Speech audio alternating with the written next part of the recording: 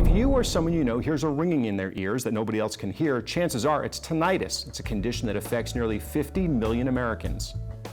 The U.S. Centers for Disease Control estimates that roughly 20 million people struggle with chronic tinnitus, while 2 million people have an extreme and debilitating case. Tinnitus is the perception of sound when no actual external noise is present. While it's commonly referred to as ringing in the ears, tinnitus can also be described as buzzing, hissing, whistling, swishing, and clicking. In some rare cases, tinnitus patients report hearing music. Tinnitus can be both a temporary or a chronic health condition. The audiology specialists at Lake Ear, Nose, Throat, and Facial Plastic Surgery explain what tinnitus is and how it can be treated. Tinnitus can be described as ringing, roaring, crickets, bees, any types of noises. You'd be surprised how many people describe it different ways. So it can be just any type of noise that you hear in the ears. You can hear it in one ear versus the other, or sometimes it just sounds centrally located like it's just in your head.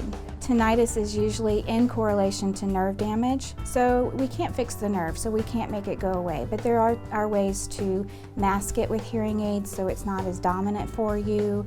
You know, those are the types of things, but we need to see, is it from nerve damage, or it could be medicine related, that type of thing. So it's an indication to get a hearing test so you can see what's going on.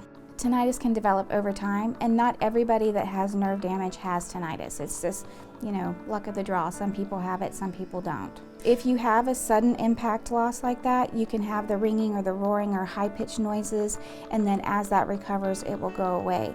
If it's from, you know, true nerve damage, it's pretty much going to be there all the time. Some people just don't notice it as much as others. The American Tinnitus Association says that while there is no cure, there are some things that patients can do to find relief. Some suggestions? Hearing aids. In a 2007 survey of hearing health professionals, respondents reported that roughly 60% of their tinnitus patients experienced at least some relief when wearing hearing aids. Roughly 22% of the patients found significant relief. Sound therapies. Sound masking devices or modified sound devices like those that create white noise, including things like rain and the sound of crashing waves, have been instrumental in helping patients to cover the sound of their tinnitus.